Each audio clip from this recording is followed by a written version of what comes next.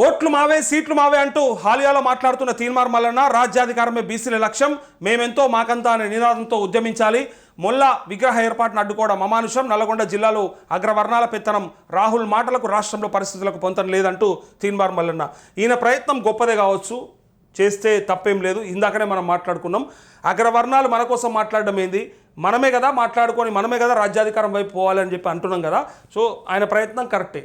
కానీ ఒకవేళ ఇదే మాట ఆయన ఎమ్మెల్సీ ఎన్నికలకు కనుక ముందు అని ఉంటే, అంటే నల్గొండ జిల్లాలో అగ్రవర్ణాల పెత్తనం అని కనుక అని ఉంటే ఓట్లు పడేవా అనేది ఫస్ట్ అందరు అడుగుతారు. అంటే ఒకవేళ మరి ఎన్నికలకు ముందు చెప్పనుంటు ఈ మాట, అప్పుడే బీసీల గురించి మాట్లాడినట్టు, లేదా అప్పుడే మొత్తం కాంగ్రెస్లో అగ్రవర్ణాల పెత్తనం ఉందని చెప్పనుంటివి, దాన్ని బట్టి ప్రజలు మిమ్మల్ని యాక్సెప్ట్ చేసేటోళ్ళు లేదో తెలిసేదని చాలామంది అంటుంటారు. కానీ సరే, ఏదో అంటారు కదా, పోయేటోని కాళ్ళలో కట్టబెట్టద్దు. సరే, బీసీల కోసం మాట్లాడుతుంటూ నిజాయితీగా కొట్లాడితే, నిజాయితీగా మాట్లాడితే తప్పు లేదు, ఆయనకు సపోర్ట్ చేయొచ్చు, మద్దతు తెలపొచ్చు.